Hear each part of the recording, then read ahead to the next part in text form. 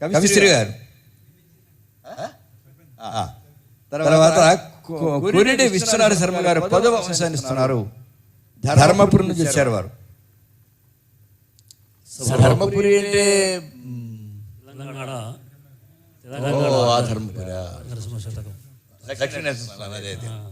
చాలా దూరం నుంచి వచ్చారండి. ఇంత దూరాలు రప్పించారు తోపేల వారు. అబ్బో ఆయన పెద్ద తోపే అనుమానం లేదు. తోపెల వారు బాగా ప్రియ మిత్రులు. భరత వారు నాకు బాగా ప్రియమైనటువంటి చాలా చాలా అవధానాల్లో నేను వారికి అధ్యక్షుడిగా కూడా ఉన్నాను, తర్వాత సంచాలకుడిగా ఉన్నాను. ముఖ్యంగా నాకు చాలా సంతోషకరమైన విషయం కనుక ఈ వారు చేసిన శతకథలో నేను పాల్గొనకపోయినా ప్రత్యేక పాల్గొందామనే ఉద్దేశించి నేను కూడా అంగీకరించాను. మాది ధర్మపురి. చాలా సంతోషం. ఏమిటంటే నిజానికి నేను ఒక సమస్య అనుకున్నాను. ఏమిటంటే ఇప్పుడే వేరు మన కవి సత్యబాబు గారికి నాకు ఒకలాగానే ఉన్నది. అనుకోకుండా ఇద్దరం పక్క నేను కూడా అనుకున్నది ఏమిటంటే కాకినాడకు చేరవచ్చిరి కావ్య శత్రువులెందరో అనుకున్నాను. ఇప్పుడు మారుస్తున్నాను, ఎందుకంటే అనుకోకుండా మత్త కోకిల అయింది. దాదాపు రెండు కూడా ఒకే చుట్టమే కదా అది. ఇవన్నీ కూడా కనుక నేను మారుస్తాను మళ్ళీ ఒకటి వేరే రకంగా. ఒకటి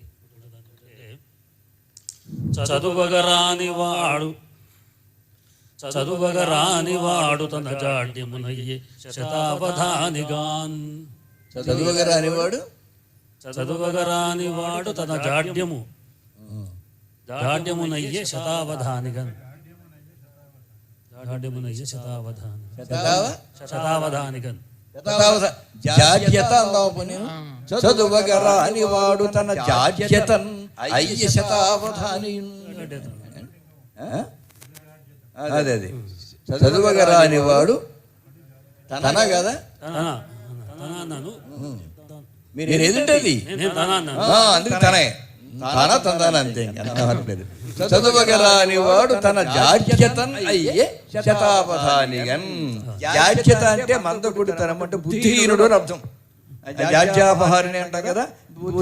బుద్ధిహీనుడైన వాడు శతావధాని అయ్యాడు అని జనరల్ గా చెప్పారు. ఇక్కడ ఎవరిని ఉద్దేశించి కాదు. చదువగరాని వాడు తన జాడ్యతనయ్యే శతావధానియున్.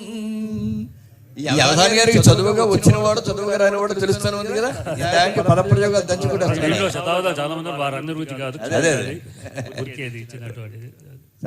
పూర్వం అవధానులు చిన్న వయసులో అవధానాలు మొదలు పెట్టేసి పెద్ద కొద్ది పరిణతి వచ్చేది.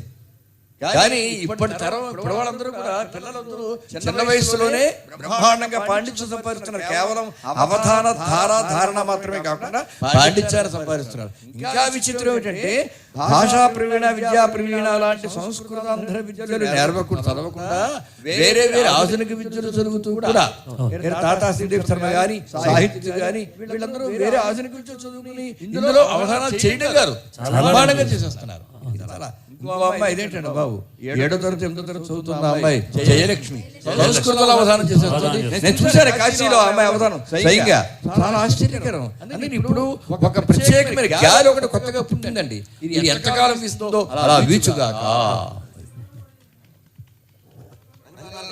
ఉన్న పిక్చర్ నన్ను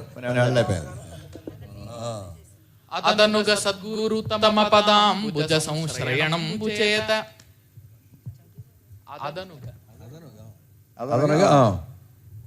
సద్గురు తమ పదాంబుజ సంశ్రయణంబు చేత. అక్కడి వరకు అదనుగా సద్గురు తమ పదాంబుజ సంశ్రయణంబు చేత. అంతే.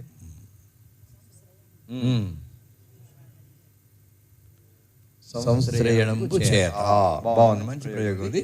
తర్వాత 11వ అంశాన్ని ఇస్తున్న వారు కొవ్విడి తీసుకొచ్చారు.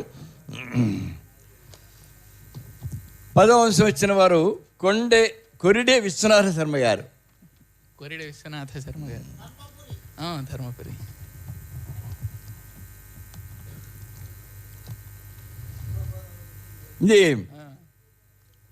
ఇందులో సమస్యని 3వ పాదంగా తీసుకున్నారు.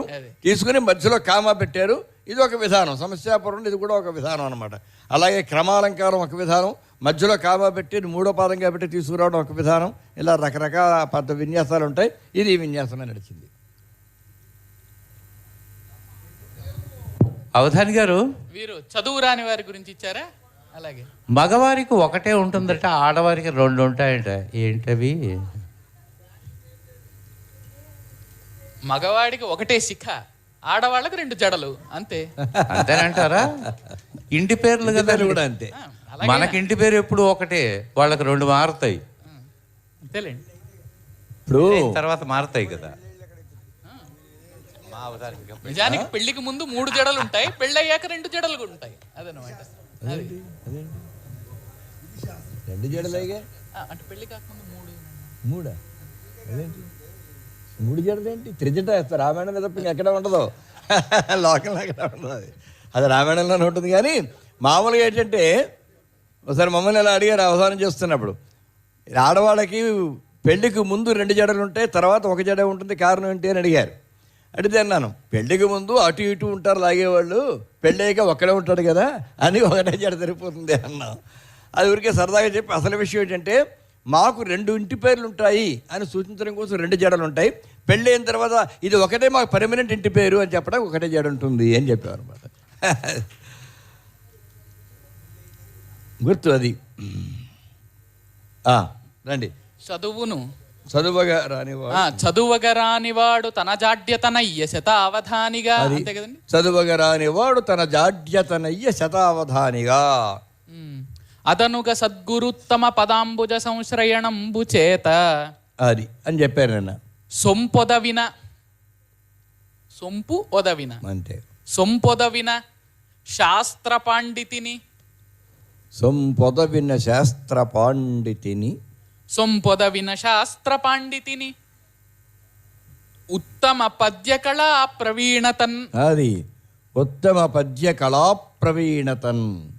ఉత్తమ పద్య కళా ప్రవీణతన్. హృదయ వినోద వాక్పటిమ. హృదయ వినోద వాక్పటిమ.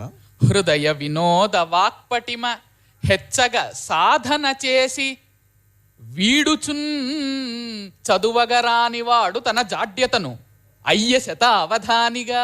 వీడుచున్ చదువగరానివాడు తన జాడ్యతన్ అంటే తన మందకుడితనం అంటారే, ఆ మందత్వం, మందబుద్ధి, దాన్ని నెమ్మదిగా విడిచిపెట్టేశాడు.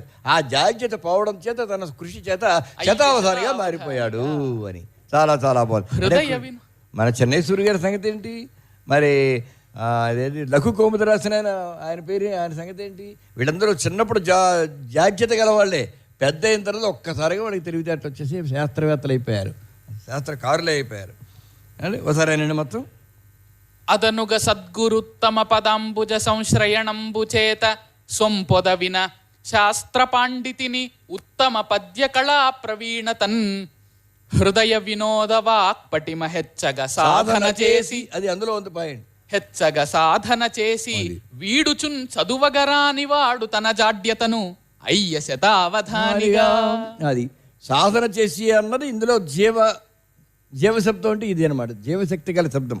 అది 11వ అంశం ఇచ్చిన వారు క్రొవ్విడి రాజారావు గారు.